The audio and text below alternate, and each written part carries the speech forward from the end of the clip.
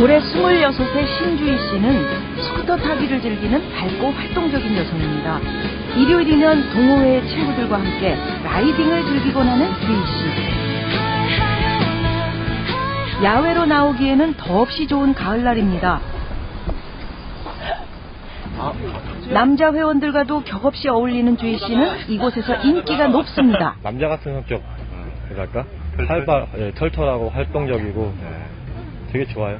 그래요? 착해요. 저 같은 경우는 주희 보러도 많이 나오고요. 그랬거든요. 주희야 사랑한다. 진짜요? 진짜요? 어떻게 장난달라고 그래서. 항상 밝게 웃고 그늘이라고는 없어 보이는 주희 씨. 이런 주희 씨라면 어디서 누구를 만나도 환영받고 사랑받을 것 같죠. 하지만 그런 주희 씨에게도 남모를 고민이 있더군요. 맛있겠지. 친구들은 주희 씨에게 걱정 어린 충고를 합니다. 근데 이 사람이 막 키가 많고 너무 막 바람둥이 기질이 보여. 그러면 자르든 자를 수 있어야지. 너는 못 자르잖아. 그냥 이 사람이 좋으면 계속 좋아요. 네가 서민정이냐? 쟤 보고 헤어지는 거. 그 남자애가 얘한테 못됐게 굴고 얘가 뒤통수를 이렇게 맞고 눈물을 흘리면서 헤어져요. 진짜. 남자친구를 사귀면 지나치게 몰입해 힘들어지는 주희 씨. 왜 주희 씨에게는 그런 일들이 반복되어 벌어지는 걸까요? 저는 이제 좋다고 표현을 많이 하고 관심을 많이 가진 건데 다른 일을 못하고 이제 그쪽에만 관심을 쏟고 그런 건데 상대방에서는 이제 그게 부담이 됐던 거. 그러니까 전화 같은 거를 해도 안 받으면 막 정말 말 그대로 정말 화를 정말 많이 내고 전화 안 받거나 뭐 이런 거에 대해서 화를 정말 많이 내고. 주희 씨는 남자친구가 전화를 받지 않으면 계속해서 전화를 합니다. 그럴 만한 사정이 있겠지 하며 남들처럼 그냥 기다리질 못하는 거죠. 친구들이랑 같이 있을 때도 한 30분에서 1시간에 한 번씩 막 계속 전화를 하는 거예요. 그러면 이제 상대방에서 너 너무 좀 주위에서 보기 좀 그러니까 자제해라 이런 얘기 나올 정도로. 끝내 연락이 안 되는 날이면 밤늦게라도 남자친구 집으로 찾아가 문 앞에서 무작정 기다리기도 했습니다. 궁금하고 어디서 뭐 하고 있나 왜 안 받나 별 생각 다 들죠. 연락 안 되면. 막 상상이. 네. 상상이 된다기보다 그냥 별 생각이 얘가 지금 뭐 하고 있을까 계속 그냥 생각이. 근데 나중에는 남자친구가 뭐 하고 있었다 얘기를 해줘도 안 믿는 거예요. 제가. 왜 그랬는지 모르겠는데 모르겠어요. 이렇게 전화 문제로 다투고 또 남자친구의 대답을 믿지 못해 더 싸우곤 했던 주희 씨. 그러다 보니 남자친구와의 관계는 점점 나빠져갈 수밖에 없었습니다. 전화 오거나 옆에 있는데 전화 오거나 뭐 문자 같은 거 오면 이렇게 보게 되잖아요. 누군가. 처음에 그게 호기심에 이제 궁금해서 시작된다가 나중에 그 습관처럼 되는 거예요. 그 사람 생각밖에 못해요. 다른 걸 못하니까. 전문가들은 이런 상태를 사랑 중독이라는 말로 표현합니다. 지나치게 타인에게 많이 몰두하고 많이 모든 것, 그러니까 타인이 없이는 상대방이 없이는 살 수 없으면서 자기 사랑은 너무 부족한 사람. 그러니까 한쪽에서는 너무나 과잉 반응을 보이고 상대방에 대해서는 자기에 대해서는 돌보지 않는 그런 사람들이라고 할 수 있습니다. 신수정 씨와 장인곤 씨는 이제 3년 된 커플입니다. 공원에서 꽃밭을 배경으로 포즈를 잡아가며 사진을 찍는 두 사람이 무척 다정해 보이네요. 아침에 전화해서 사랑한다는 말 들어야 되고요. 점심에도 전화해서 사랑한다는 말도 듣고 퇴근할 때도 보고 싶단 말이에요. 그러니까 보고 싶다 사랑한다는 말을 들으면 왠지 안도감 같은 걸 느끼는 것 같아요. 전화 연락과 사랑한다는 말이야 모든 여자들이 아쉬워하겠죠. 하지만 수정 씨는 아쉬움만으로 끝나지 않습니다. 다 믿고 무조건 연락이 될 때까지 계속 전화하는 거죠. 어느 때는 한 번은 계속 너무 전화해서 이 선배가 전화를 받아주셨어요. 그때는 오빠가 좀 연락이 되지 않으면 걱정이 끊이지 않는다는 수정 씨. 근데 내가 계속 전화가 울리니까 누군지 모르고 전화를 받은 거예요. 그분이 받아가지고 지금 집에 보내겠다고 이럴 때까지 있었어요. 그 정도로 전화를 해요. 이렇게 주희 씨와 비슷한 사랑 중독 증세를 수정 씨도 가지고 있습니다. 그럼 이 두 사람의 평소 모습은 어떨까요? 우리는 좀 더 이야기를 나누기 위해 수정 씨 집을 찾았습니다. 수정 씨의 홈페이지에는 인곤 씨와의 아름다운 사랑 이야기가 가득 담겨 있습니다. 하지만 좋은 추억만큼이나 아프고 힘든 이야기도 많아 보입니다. 이전의 관계 속에서도 마찬가지였다는군요. 이제 일하는데 막 찾아가고, 뭐, 집에 만약에 무슨 일이 있어서 놀러 갔다. 근데 남자는 갑자기 이제 사정이 생길 수도 있잖아요. 약속 같은 게. 근데 저 빼놓고 간다 그러면 난리가 나는 거예요. 그때 그 사람이 그래서 사람이 밥 먹여준 거 아니라고. 지금 너는 그거부터 고쳐야 된다고. 그전에는 사랑을 하지 말래요. 힘든 거 알지만. 그런 경험을 통해 배운 것도 많지만 수정 씨에게 아직 사랑은 힘든 일입니다. 원래 밝고 정이 많은 성격인데도 한편으로는 정체 모를 의심과 걱정이 수정 씨를 괴롭히기 때문입니다. 이제 회사 같은 데 있을 때 이제 회식 같은 걸 하게 되면 이제 전화를 잘 안 받으려고 그래요. 그러면 여자 선배들도 있고 후배들도 있고 그러니까 저는 걱정이 되는 거죠. 평소 외향적이고 시원시원해 보이는 수정 씨. 하지만 때로는 자꾸 불안하고 초조해지는 속마음을 감당하기가 어렵습니다. 지금 같은 경우는 꿈 같은 걸 자주 꾸고요. 꿈을 꾸면 막 아름답고 이런 꿈을 꿔야 되는데 막 암울하고 막 깨지고 헤어지고 배신하고 배반하고 막 이런 꿈만 꿔요. 남자친구 인곤 씨는 이런 수정 씨를 어떻게 느끼고 있을까요? 이거는 아니라고 말을 했는데 그거에 대해서 집요하게 이렇게 또 알고 싶어하고 그럴 때가 많은. 갑자기 수정 씨의 문자 메시지가 들어옵니다. 심심하다고. 회식을 하면은 이제 전화가 처음에 한두 통 오다가 그러고 이제 계속 와요. 전화가 끊이지 않고. 뭐 때문에 그렇게 불안해하느냐 물어보고 믿음을 줬다가. 인곤 씨와 인터뷰하는 도중에도 수정 씨의 전화와 문자 메시지는 끊이지 않더군요. 아니, 지금 하고 있어. 애교가 가득한 수정 씨의 문자 메시지. 지나치지만 않다면 더 좋을 텐데요.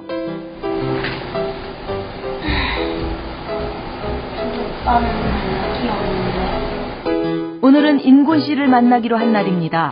하지만 전화를 받지 않는 인곤 씨. 수정 씨는 점점 안절부절하기 시작합니다. 수없이 전화를 확인하고 문자를 넣고 초조하게 방안을 소송입니다. 인곤 씨와 통화하는 것 말고 다른 일에는 전혀 집중이 되지 않는 것 같습니다. 연락 좀 하라고.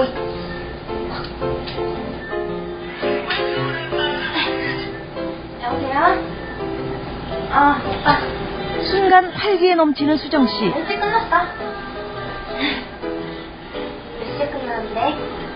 현재도 만나면서도 즐거울 수가 없어요. 이 사람이 날 떠나면 어떡하나.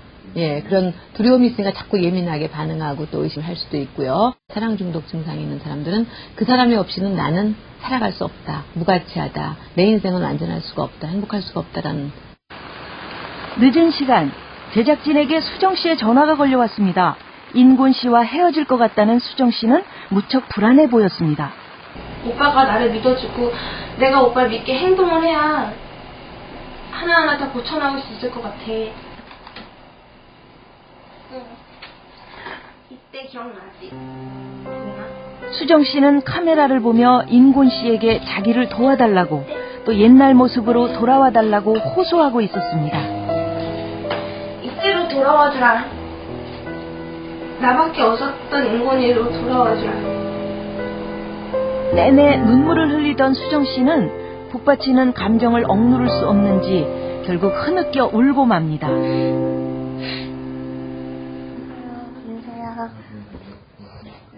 다음 날 우리는 두 사람과 함께 전문가를 찾았습니다. 어제 힘들었다고 들었는데 지금은 어떤가요? 지금 오빠가 저한테 작은 거짓말을 좀 했어요. 그러니까 그게 수정 씨는 어제의 이야기를 하나씩 풀어놓습니다. 인곤 씨의 작은 거짓말 때문에 결국 헤어지자는 말까지 했다는 수정 씨. 하지만 막상 그러고 나니 그저 두렵고 막막하기만 했습니다. 끝인 것 같아요. 진짜 끝이구나. 죽겠다라는 생각이 들더라고요. 진짜로 너무 힘들어서 정말 용기만 있으면 죽겠다라는 생각까지 들고. 인곤 씨의 거짓말은 수정 씨의 감정을 상하게 하지 않으면서 조금 자유롭게 주변 사람을 만나기 위한 것이었습니다. 수정 씨, 그다음에 오빠 이렇게 오빠가 어느 정도 거리감을 두기 시작한 거라고 볼 수 있겠죠. 거짓말을 하고 싶어졌다는 거예요. 그런데 다가와서 추궁을 하고, 자, 그러면 또 좀 멀어져야 되겠다. 네, 또 추궁을 하고 이렇게 되는 거죠. 심지어는 돌아서고 싶다. 두 사람에게는 지나친 밀착감보다는 약간의 거리, 그리고 숨쉴 공간이 필요했습니다. 문제를 인정하고 받아들이니 수정 씨의 마음도 편합니다. 이제 바뀔 수 있는 거니까요. 이런 사랑 중독을 중독처럼 우리가 느끼게끔 하는데 기여하는 게 현대 문명 이기들이 그렇게 한다고 생각해요. 예를 들어서 핸드폰. 즉시 그 사람의 상태를 확인하고 싶어지는 그런 초조한 마음과 이런 것을 부추기게 된다는 게 저는 참 큰 요인이라고 보거든요.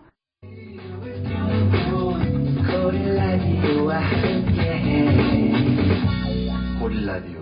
네. 남궁현 씨가 진행하는 SBS 라디오의 고릴라디오는 연애 상담으로도 크게 인기를 끌어온 프로그램입니다. 그런 생활을 3번 했다. 홍성희 양은 남자친구에게 집착해 본 적 있나요? 연락이 안 되는 거에 집착. 그 상황 갑니다. 그러면 연인 간에 실제로 벌어질 수 있는 다양한 경우들을 상황극을 통해 실감나게 재현하는 고릴라디오. 내가 했을 때 꺼져 있었는데. 언제 했는데? 보통이 아닌데요? 지금은 그런 집착을 버렸습니다. 아니요, 그렇지 않아요. 연기 안에 남아있습니다. 이곳에서도 중독적인 집착은 단골 소재입니다. 엄청나게 많죠.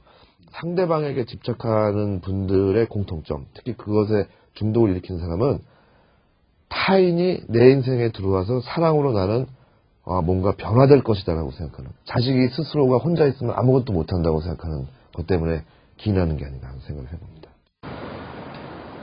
이렇게 사랑 중독은 정도에 따라서는 누구나 겪을 수 있습니다. 하지만 사랑 중독과 그 후유증으로 크게 고통받는 경우도 간혹 있더군요.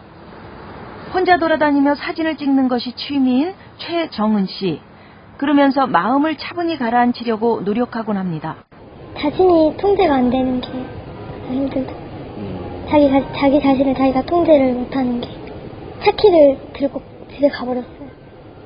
못 가게 차키를 들고 집에 가버리고 헤어지고 싶다 그런 말을 하고 나서는 그 남자친구가 다니는 회사 거기 전화번호를 알아내가지고 나 전화해버린다, 너 회사 못 다니게 해버린다 막. 고등학교 때 교통사고로 남자친구를 떠나보낸 기억을 가진 정은 씨. 그 이후 사랑 중독은 점점 심해지고 급기야 마음의 병이 되고 말았습니다. 공황장애, 불안장애, 적응장애. 그게 다 그 사랑 중독과 관계돼가지고 나오는. 정은 씨의 그런 마음의 병은 결국 몸으로까지 번져갔습니다. 이 사진이 안 보여요 지금. 스트레스 때문에 시신경이 손상돼가지고. 남자친구와 오랫동안 연락이 되지 않아 급기야는 공황 발작을 일으켜 응급실까지 실려갔던 정은 씨. 하지만 일단 연락이 되고 나니 마치 약물 중독자가 마약을 투여받은 것처럼 즉시 호전됐습니다. 목소리를 들으니까 심박도 떨어지고 손이 이렇게 하얗게 돼가지고 파란 핏줄이 다 보였거든요. 그랬는데 노랗게 혈색이 들어오는 거예요. 근데 오빠 지금 바로 갈 수 있는 상황이 아니야. 그러니까 그때부터 이제 또 불안해가지고 손 색깔도 이제 창백해지고 심박도 이제 빨리 올라가고. 사랑이라는 것에 중독된 사람이 갖는 문제는 뭐냐면은 내가 관계를 맺고 있는 누군가가 내 안을 채워주지 않으면은 마치 술이 내 안에 들어가듯이 그 사람의 마음은 공허하고 외롭고 힘들어서 견딜 수가 없다는 일이 벌어지게 됩니다. 금단 증상이 있는 거죠.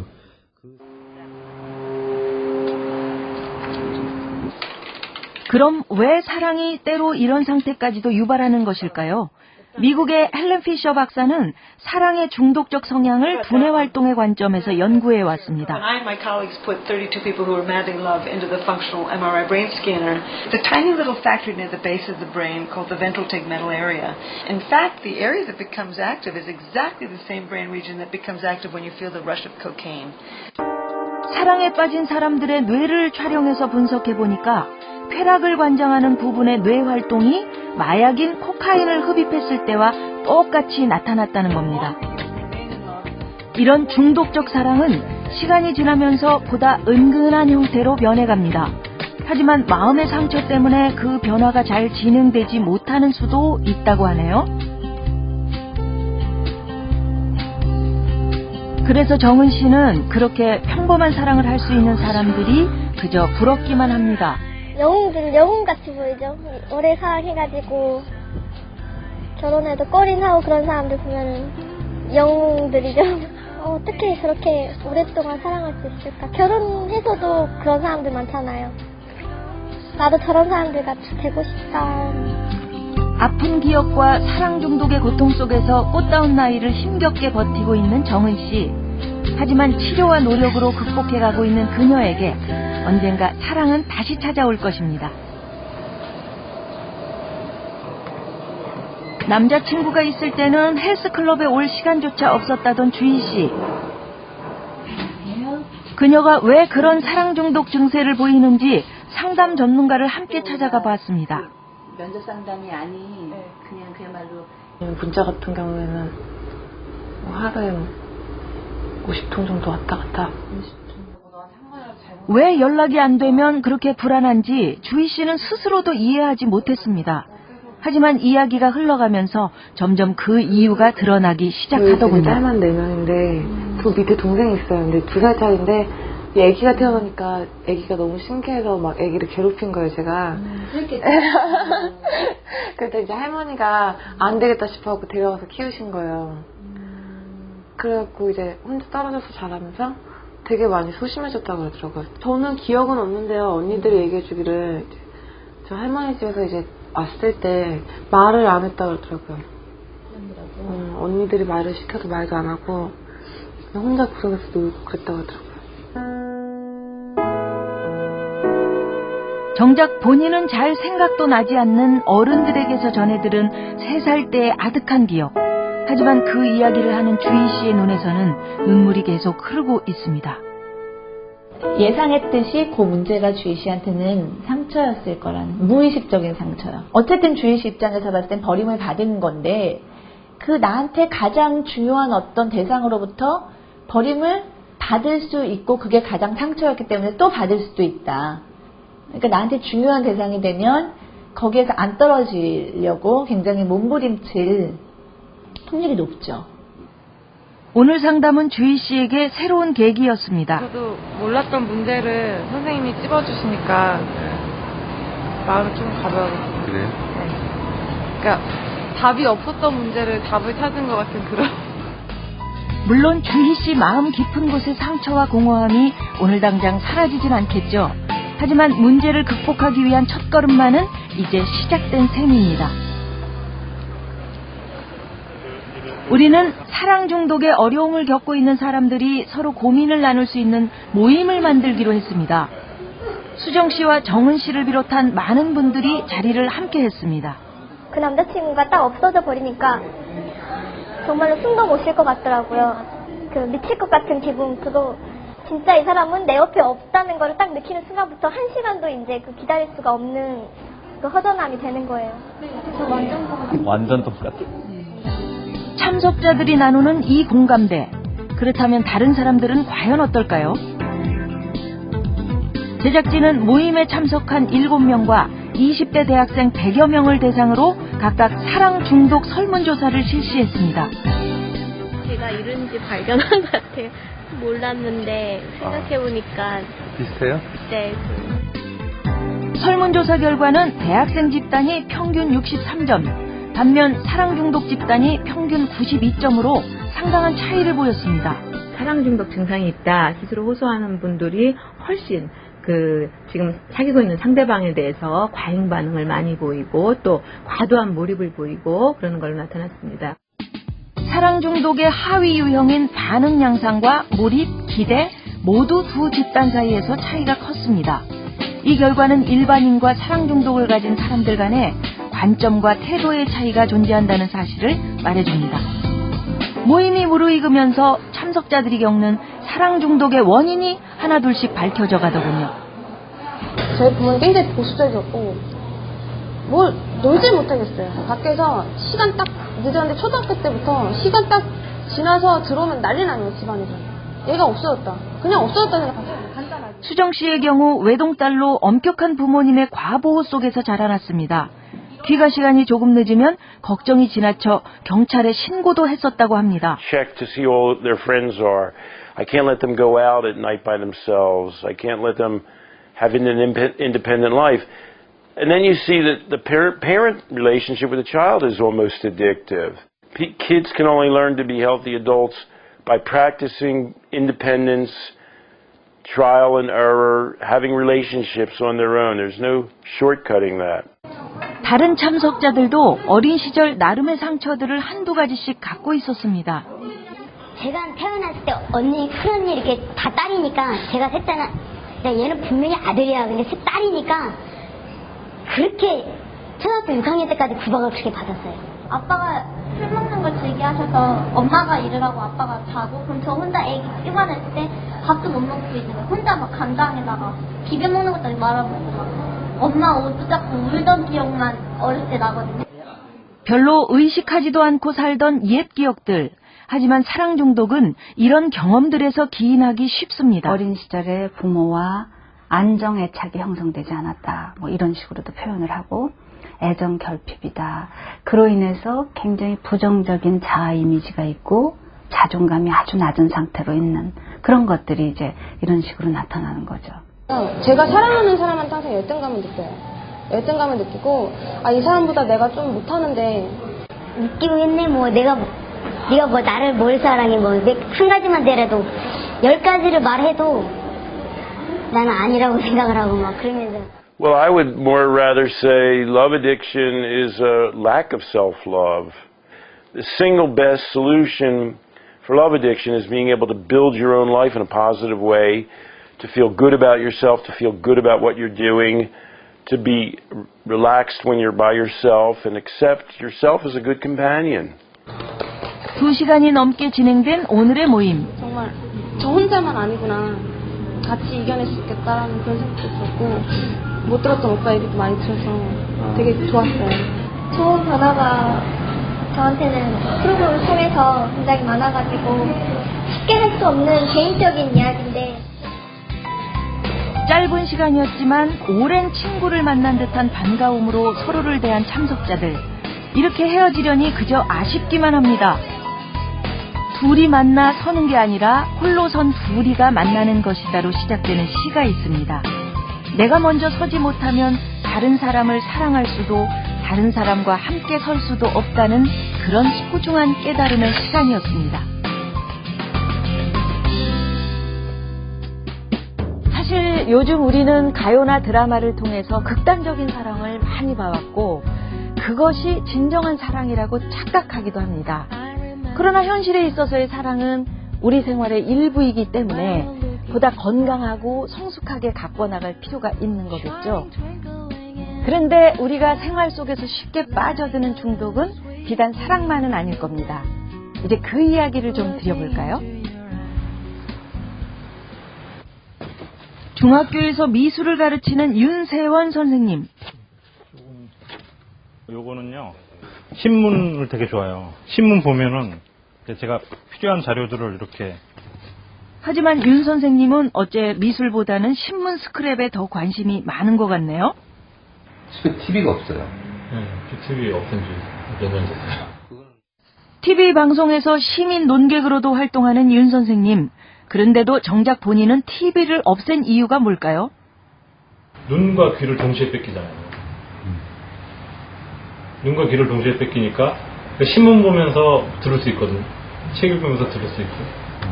그러니까 두 가지를 동시에 못하니까 신문 효율성이, TV는 효율성이 떨어져요.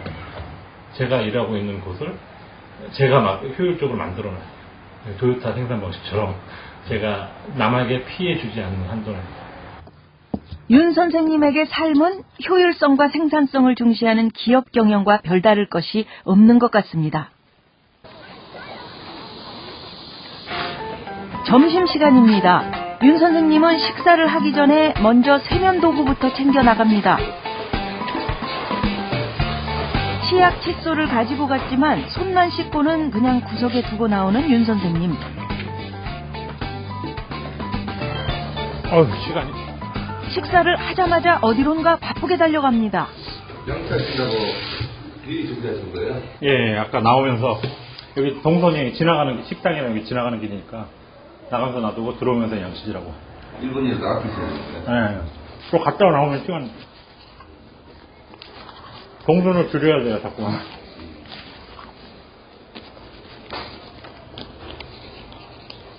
시간이 얼마 안 남았어요. 모든 것을 효율성에 의거하여 미리 계획하는 윤 선생님. 그럼에도 윤 선생님의 일상은 항상 분주하기만 합니다. 아니, 그래서 더 바빠지는 걸까요? 연필을 가져오지 않는 학생을 대비해 미리 스스로 깎아 놓아야 합니다. 그런 일로 수업의 능률이 떨어져선 곤란하겠죠. 만화처럼 얇으면 안 되지. 목 길게. 이제 정규 수업이 끝나는 시간입니다. 하지만 미술보다 방과 후 논술교사로 더 바쁜 윤 선생님의 하루는 이제서야 시작입니다. 스토브 줄여야 돼. 형원이 데리고 오고. 무엇이 그리도 바쁜지 건물 사이를 종횡무진으로 뛰어다니는 윤 선생님. 야, 형원이 왔어? 무슨 일이든 열심히 하는 그에 대해 교장 선생님도 칭찬이 대단합니다. 하지만 부담스러운 사람도 있지 않을까요? 제가 듣기로는 윤 선생님 상당히 열심히 일하세요. 그런 얘기를 많이 들었어요. 잘, 나름대로들 해석해 들으시면 될 것 같습니다. 예, 열심히 일하세요 하는 얘기를 뉘앙스에 따라서 좀 들으실 수 있겠죠. 잔무까지 끝마친 선생님들이 모두 퇴근하는 저녁 시간. 윤 선생님이 맡은 방과 후의 논술 수업은 깜깜한 밤 시간까지 이어집니다. 논술, 수월설 논술 수업할 때는 항상 이렇게 끝나요. 8시 15분에 끝나는데 뭐 하고 하면 한 9시쯤 갑니다. 좀 문제가 있는지 확인해봐야겠네요. 그런데 촬영 중 갑자기 건물 전체에 불이 꺼져버렸습니다. 캄캄해진 교실과 복도는 몸을 움직이기도 쉽지 않습니다. 정전이 된 걸까요? 좀 내려가 봐야겠어요. 위에 끄셨어요? 네. 시간이 늦으니 관리인 아저씨가 두꺼비 집을 내려버리셨군요. 글쎄 말이야, 아주 그냥 글쎄나 아주 이런 말이야. 저 때문에 고생이 많아. 지금 사람이 말이야, 좀 상부상조하고 살아야지 말이야. 수업이 없는 날도 매일 늦게까지 일하는 윤 선생님에게 아저씨는 불만이 많습니다. 한 1시까지 며칠 퇴근한 적 있었어요. 학교에 있을 때 1시에. 아저씨 밖에서 기다리고 빨리 나오라고 하고. 근데 그때 참 재밌었어요, 저는. 왜냐면 이 완성을 초 단위로 막 밖에서 사람은 나오라고 그러고 긴박감 그런 걸 좀 난 즐기는 것 같아요. 아저씨와의 이런 숨바꼭질마저 즐긴다는 그. 하지만 아저씨 입장은 좀 다르지 않을까요? 아저씨가 여러 번 눈치를 줘도 윤 선생님은 꼼짝도 하지 않습니다. 오늘 안 건강하시는 거예요? 지금 몇 시죠? 10시가 다 돼가는데. 죄송합니다. 빨리 끝내도록 하겠습니다. 윤 선생님은 10시가 넘어서야 내키지 않는 퇴근을 준비합니다. 오늘도 좀 더 계속 일하고 싶지만 어쩔 수 없습니다. 하지만 윤 선생님도 원래 이렇지는 않았다는군요.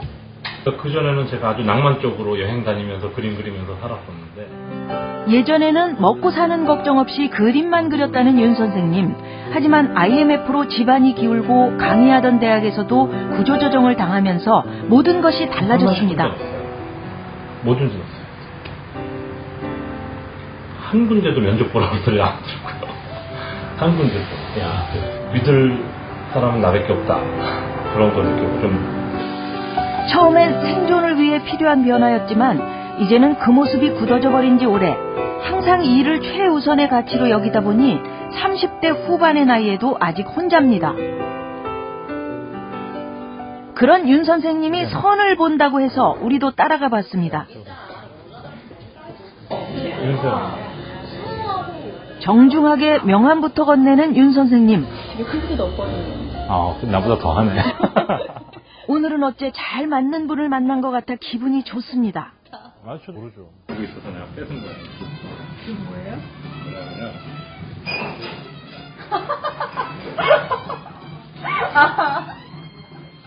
분위기가 무르익을 때쯤 윤 선생님은 문득 스케줄러를 꺼냅니다. 그것 때문에 사실 오늘도 제 경험칙상은 그래요. 한 달에 한 번 정도 우리가 만날 수가 있어요. 아, 그래서 아직 문제시구나.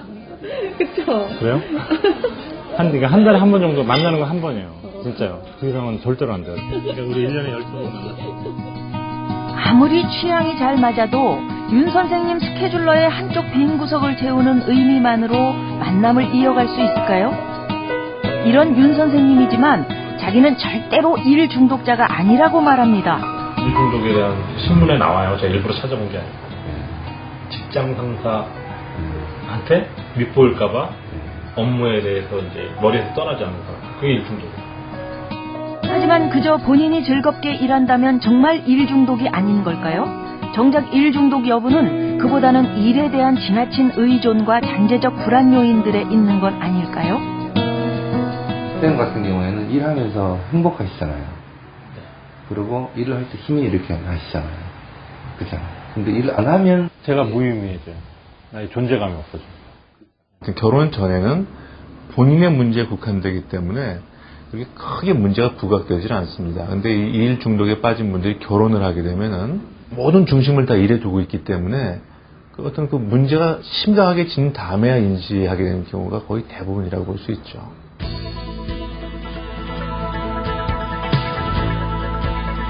도시에 천천히 아침이 밝아옵니다. 7시 반, 직장인들이 출근길에 나서는 시간에 이곳에서는 이미 회의가 한참입니다. 그 4페이지를 보시면 30대 중반의 나이에 증권사 수석 애널리스트의 자리에 오른 이정 씨. 높은 수익과 사회적 인정, 하지만 그런 이정 씨에게는 언제나 끝모를 피로감이 따라다닙니다. 저도 7시까지 출근을 하는데 이정수석 같은 경우는 제가 출근하기 전에 항상 그 주차장에 차가 도착이 되어 있습니다. 퇴근 시간은 몰라 가늠할 수가 없습니다. 진짜 워크홀릭. 제가 본 최고의 워크홀릭. 저는 아니라고 생각했는데 제가 어느덧 그렇다고 생각하는 거는 연휴 때, 그러니까 이번 추석 연휴 때 되면은 집에 있는 것보다 회사 나와서 일하는 게 더 마음이 편하고 내가 무엇을 할 것인가에 대해 고민하면서 보고서를 쓰고 있는 내 모습을 볼 때 확실하게 일 중독자가 알고 있죠. 스스로 일 중독임을 알지만 그 문제를 생각할 겨를조차 없는 생활. 하지만 그도 오후만 되면 밀려드는 졸음만은 어쩔 수가 없습니다. 제일 많이 하는 것 중에 하나가 입술을 깨물어가지고 이제 피를 흘리게끔 그런 식으로 어떤 극단적인 방법을 통해서라도 잠을 깨려고 한 적도 많이 있어요. 그럼에도 피로와 졸음은 시도 때도 없이 이정 씨를 괴롭힙니다. 실례인 건 알지만 하품을 참을 수가 없을 때도 많죠. 거기에 기업 실적과 주가 등락에 따른 매일매일의 스트레스는 이정 씨의 몸을 조금씩 소진시켜 갑니다. 매일 머리카락이 빠지는데 진짜 이렇게 잡으면 한 움큼씩 떨어져요. 위가 아파가지고 잠에 이제 위가 아파서 위를 안고 이렇게 엎드려서 잘 때가 많아요. 스트레스 심할 때는. 그러면 내가 이제 이거 잘못하면 죽는 거 아닌가 이런 생각사에 대한 이제 걱정이 이제 들기 시작하고. That's right. That's the right answer. 그 바쁜 와중에도 이정 씨는 시간을 내어 영어 교습도 받습니다. Which company do you think has a better competitive position? 누구보다도 열심히 살아가는 이정 씨는 분명 이 사회에서 성공한 사람입니다. 하지만 그런 그의 뒷모습은 조금은 쓸쓸해 보이는 것 같죠. 영화를 볼 때도 시간이 없기 때문에 저 개인적으로는 이제 영화를 굉장히 좋아하는데 영화를 없기 때문에 그 빠른 배속으로 뭐 1.5배속, 2배속 이런 식으로 또 영화를 막 빨리 봐요. 왜냐하면은 잠이 부족하기 때문에 그렇지만 영화는 보고 싶고.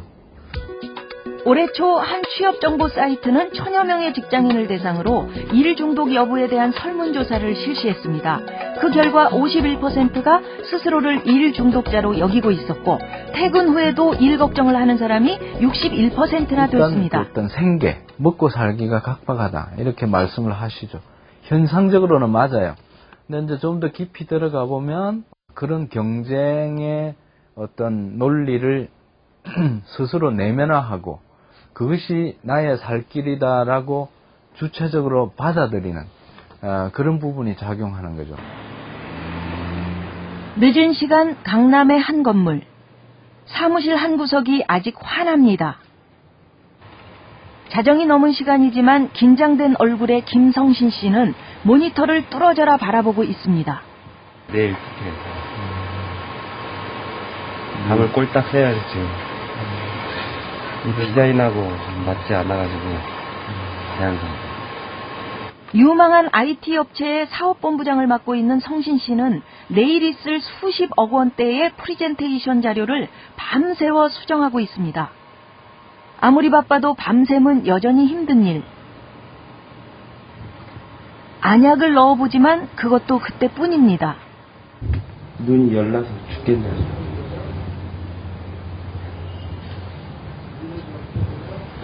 며칠 못 주무신 거지? 잠을 계속 3주 전부터 3주 전 월요일부터 월화수목 금금금금금금금금해서 오늘까지 왔습니다. 쉬지를 못하니까 몸에서 열이 나고 죽겠습니다. 긴장감과 피로로 온몸이 뜨거워질 때면 잠깐 바깥바람을 씁니다. 별명이 청담동 등대예요, 등대. 새벽에도 항상 3층에 불 켜져 있으니까. 그래요? 네. 청담동 등대. 청담동 등대. 짧은 휴식을 위안 삼고 성신 씨는 다시 일로 돌아갑니다. 청담동 등대는 오늘도 어두운 밤을 환하게 밝히려나 봅니다. 다음 날 아침, 성신 씨는 아직도 지난 밤과 똑같은 모습으로 모니터 앞에 앉아 있습니다. 몇 시?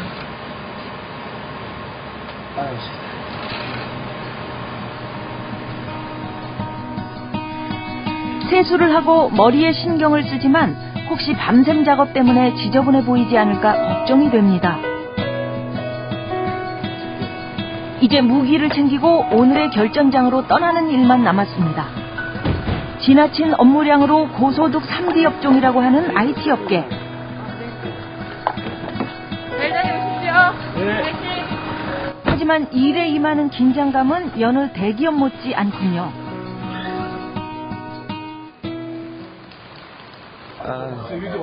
일 때문에 점심을 거르는 일이 많은 성신 씨지만 오늘은 직원들과 함께 식사를 하러 왔습니다. 나랑 자리 좀 바꿔라.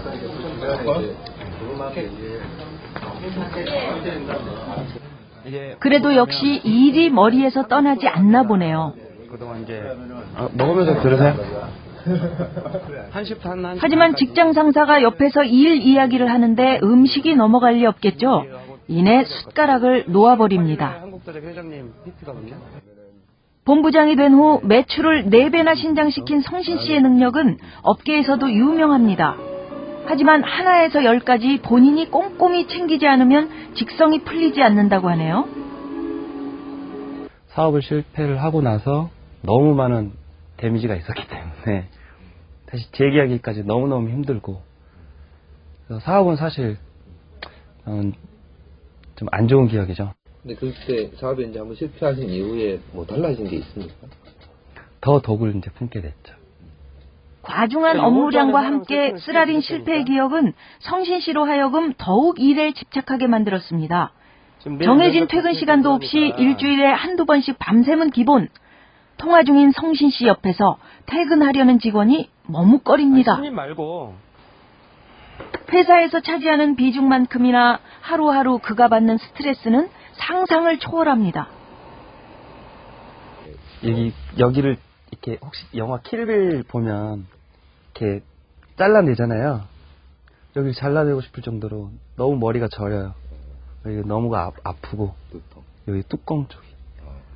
제 주변에 있는 다른 사람들이 오늘은 50도야? 오늘은 45도? 막 놀려먹을 정도로. 이번에 여름에 휴가 다녀오셨어요?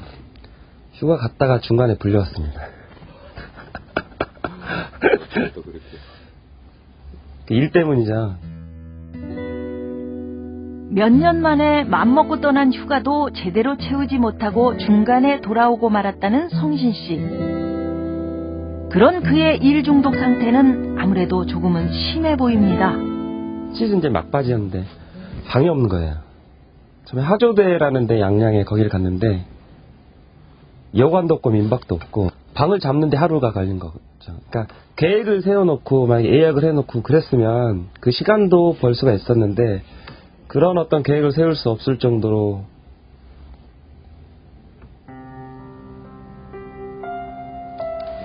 그게 슬프더라고요. 그게 그냥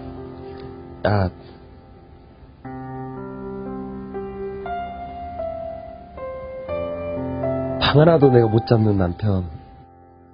첫눈에 반해 결혼한 아내와의 행복은 그가 이렇게 일하는 가장 큰 이유입니다. 하지만 일에 대한 책임과 강박감이 오히려 그런 아내와의 오붓한 시간을 허락하지 않습니다. 이제 전화기 꺼놓고 한 10시쯤 11시쯤 딱 보니까 뭐 부재중 전화가 뭐 수십 통이 와 있는. 그거 제대로 진행될까? 그거 보고 제대로 끝났을까? 그거 제대로 끝나야 되는데 안 됐어. 와이프는 에휴 가라 가. 아유 불쌍해. 내가 불쌍해. 그 다음날 바로 왔어요. 성신 씨는 꼭 돌아올 필요가 없다는 것을 머리로는 알고 있었습니다. 안 가도 돼요. 사실은 안 가도, 결론적으로 말씀드리면 안 가도 됩니다. 안 가도 되는데 저는 가야 될 거예요. 안 가면 불안하거든. 혹시 내가 안 가서 나중에 여유롭게 살려면 지금 이럴 수밖에 없다고 스스로를 채찍질해온 성신 씨. 하지만 자신이 실은 일 자체에 중독되었다는 것을 요즘은 느끼고 있습니다. 단순히 일을 많이 한다로 정의하는 것보다도 사람이 일을 하는 게 아니라 사람이 일에 끌려다니는 겁니다. 그러니까 내적인 강제가 작동해서 더 이상 스스로 조절하는 힘을 잃어버린 상태. 그게 핵심이라고 봐요. 우리는 이정 씨와 김성신 씨의 건강 상태를 검진해 보기로 했습니다. 일반 건강 검진이 아닌 스트레스와 관련된 부분에 초점을 맞추어 호르몬과 뇌파 등 다양한 관점에서 검진을 실시하였습니다. 검사 결과 이정 씨는 아침 호르몬인 콜티졸이 낮에는 떨어지고 밤에는 오히려 올라가 있어 밤 12시에 일반인의 오후 4시 상태였습니다. 김성신 씨는 몸의 자율신경 활성도가 낮은 반면 뇌의 베타파는 많이 검출돼 몸은 처지고 머리는 긴장돼 있는 불균형을 보였습니다. 부부는 지금 2단계, 그러니까 말기로 가고 있는 2단계에서 3단계로 가고 있는 그런 단계에 있는 분으로 보여집니다. 가까운 사람과의 사별, 이런 정도의 스트레스가 있었거나 아니면 보통 사람들이 이렇게 이제 좀 이겨내기가 쉽지 않은 스트레스를 아주 오랫동안 만성적으로 받았을 때 나타나는 양상입니다. 운동을 좀 한다든지, 뭐 여자친구가 가지고 빨리 결혼해야 되나, 이제 뭔가 그런 게 필요하지 않나 이런 생각이 듭니다. 반성이죠. 반성을 많이 했습니다. 반성은 저한테.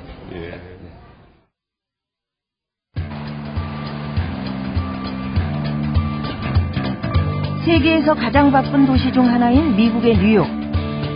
이곳에서는 데이트를 하며 각자의 일을 하는 커플을 어렵지 않게 볼 수 있습니다. 워킹 데이트라는 신조어까지도 생겨났죠. I don't know. We have a lot of work to do. I have a test coming up for work, and she's a teacher trying to open up her own business. So. Most of the time, actually. It's very common. 자본주의의 최첨단을 걷는 미국에서는 일 중독과 사랑 중독을 포함한 다양한 생활 속의 중독이 이슈가 되고 있습니다. 하버드 대학의 하워드 셰퍼 교수는 이런 행위 중독에 대해 오랫동안 연구해온 세계 최고의 권위자입니다. Behavioral addictions are those addictions that involve activities rather than substances. They don't require people to take anything into their body, but they still demonstrate tolerance, neuroadaptation, withdrawal, and become excessively involved with that activity. 셰퍼 박사는 지난 30여 년간 일과 사랑, 쇼핑, 도박 등 약물 중독에 버금가는 행위 중독의 속성을 지적해왔습니다. Behavioral addictions, process addictions are really part of the same phenomena that we now consider chemical addictions. I don't really think they're different addictions. 팔에 마약 주사를 맞게 되면 그 약물이 혈류를 따라 뇌에까지 전달됩니다. 혈류를 따라 올라온 약물은 뇌의 VTA라는 쾌락중추 영역을 자극하게 됩니다. 이때 신경 전달 물질인 도파민이 다량으로 나와 뉴런으로 전달됩니다. 분비된 도파민은 뇌의 경로를 따라 대뇌에 이르러 강한 쾌감을 느끼게 합니다. 그렇지만 우리가 말하는 그 행위 중독은 그런 물질이 직접 들어가는 게 아니고요. 기억을 말하는 해마, 편도체 이런 쪽에서 그 기억을 되살리게 되고요. 행위 중독의 경우 약물의 주입 대신 해마의 기억에서부터 이 과정이 시작됩니다. 과거에 쾌감을 줬던 행위의 기억이 약물 대신 VTA를 자극하고 이어 도파민이 분비돼 대뇌에 이르는 나머지 과정은 약물 중독과 완전히 동일한 경로를 거치게 됩니다. 우리 삶의 가장 중요한 요소들인 일과 사랑. 하지만 지나치면은 알코올과 마약처럼 우리의 건강과 행복을 위협할 수도 있을 겁니다. 이제 제가 이 프로그램에 출연하게 된 이유를 여러분들께 좀 말씀드려야겠네요. 사실 오늘 저는 여러분들께 한 가지 고백을 좀 하려고 합니다. 방금 나온 이분들하고 제가 다를 게 없다는 거거든요. 꼭두 새벽부터 밤늦게까지 일로만 사는 사람. 이게 바로 여러분들이 댁에서 편하게 보시던 코미디언 김미화의 실제 모습이니까요.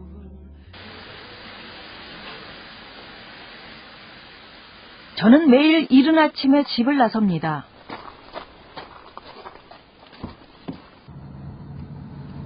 사실 매니저도 없고 운전도 제가 직접 하죠. 어떨 때 피곤할 때 힘들죠. 그런데 제가 성격상 막 옆에 사람들이 있으면 매니저가 아니고 제가 매니저가 돼야 되는 그런 성격이에요. 그래서 바쁘다 보니 식사를 챙길 겨를도 없죠. 그래서 차 안에 이렇게 누룽지를 두고 먹습니다. 좀 궁상맞아 보이시나요?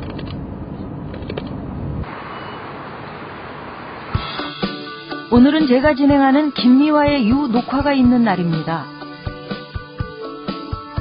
사실 이렇게 앉아서 분장하는 시간도 저는 아깝습니다.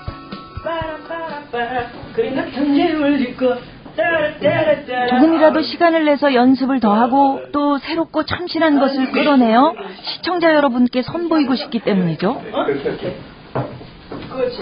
그래.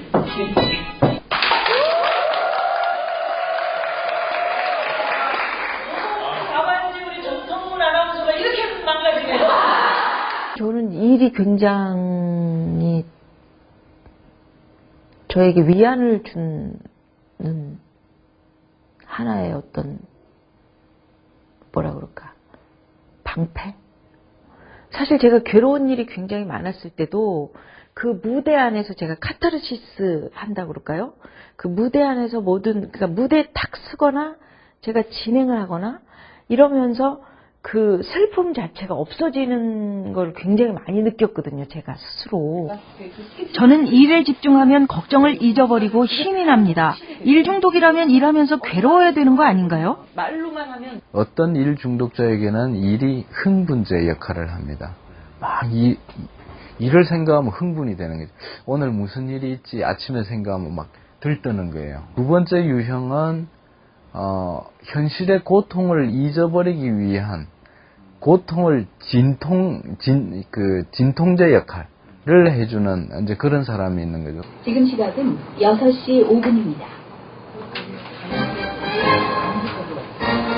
저는 매일 저녁 생방송으로 라디오 시사 프로그램을 진행합니다.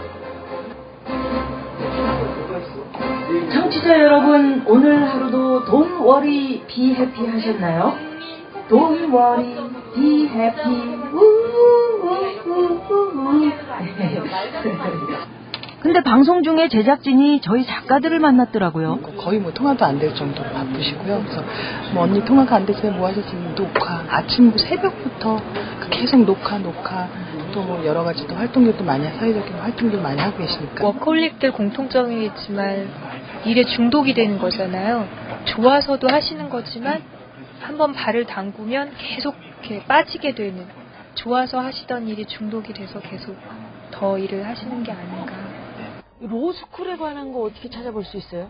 좀 시사 프로그램을 진행하려면 평소에 항상 준비해야 합니다. 매번 새로운 주제들을 접하게 되니 공부할 것도 정말 많죠. 그래서 점점 바빠지고 몸이 무척 피곤할 때도 있습니다. 엄마가 일이 많다는 거에 대해서는 불만이고요.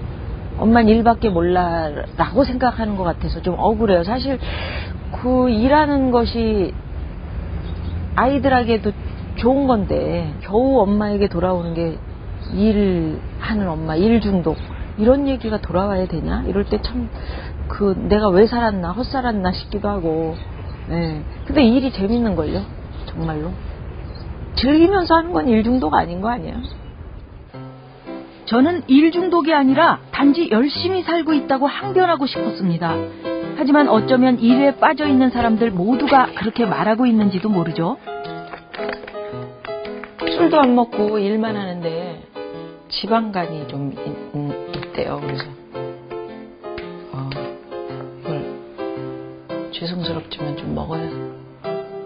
피로가 쌓여 생긴 지방간, 문제가 없는 건 분명 아니네요. 이게 수첩이 정말 이래요. 스케줄이 정말 빡빡해요. 이렇게. 보이세요? 너무 많아요. 혼자 감당하기 어려울 정도로. 제작진이 제게 일 중독 자가진단 테스트를 하라고 하더군요. 설마 하는 생각으로 했는데 결과는 심한 일 중독자로 나와버렸습니다. 말도 안 돼. 일을 즐기는데 왜 일 중독자예요? 약간은 그렇다고 생각했는데 이렇게 심한 일 중독이라고 생각 안 했는데. 그래서 제가 정말로 일 중독자인지 전문가를 한번 만나보기로 했습니다.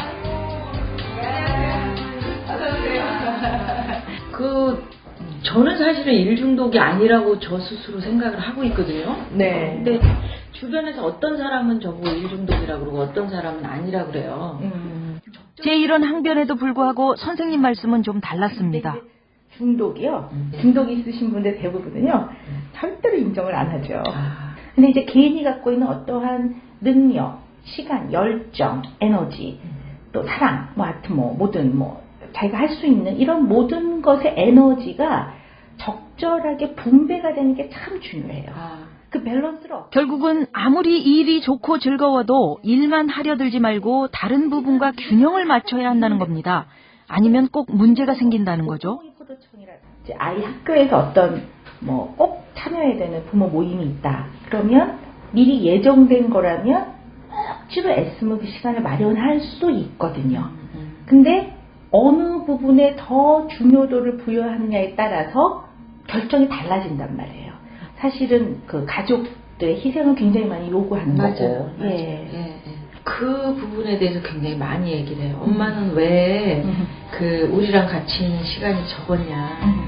일을 즐기기 때문에 저는 일 중독이 아니라고 생각해왔지만 이제 저 역시 나름대로 문제가 있었다는 점을 시인하게 됐습니다. 그 에너지를 말이죠. 한쪽으로만 저는 집중해서 썼는지 몰랐거든요. 정말 즐겁게 늘 생활했었기 때문에. 근데 제가 조금 좀 이기적으로 생활한 것 같다 이런 생각이 들어요. 내가 일도 중요하지만 가족들이 나를 원하면 언제든지 나는 가족 옆으로 달려갈 수 있다 라고 얘기를 해줄 수 있는, 그리고 실천할 수 있으면 더 좋고요. 일을 열심히 하시지 마셔라 이런 얘기가 아니라, 이제부터는 내가 소중하게 생각하는 거에 몰입이 되면 거기에 지나칠 정도의 에너지나 시간을 투자할 가능성이 있구나. 그 조절을 못한다는 성향 자체를 인정한다는 것이 굉장히 중요합니다. 여기서부터 모든 문제 해결의 첫 발을 내딛는 거라고 생각을 하셔야 되거든요. 우리는 다들 조금씩 마음의 공허함과 상처를 안고 살아갑니다. 그래서인지 위안거리를 찾다 보면 어느덧 생활 속의 중독에 빠져들기도 하죠. 저를 포함해 오늘 출연한 분들은 그동안 조금은 한쪽으로 치우친 삶을 살아온 것 같습니다. 하지만 그런 스스로의 모습을 이제 깨닫고 받아들여 변화를 위한 새로운 희망을 품게 됐습니다.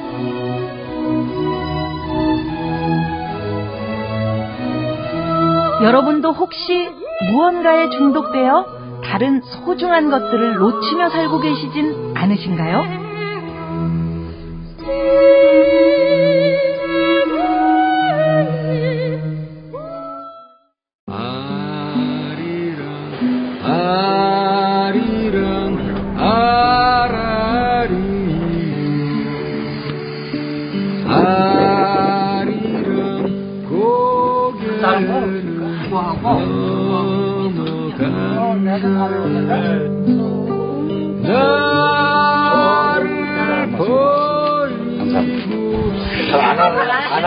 하나, 둘, 셋.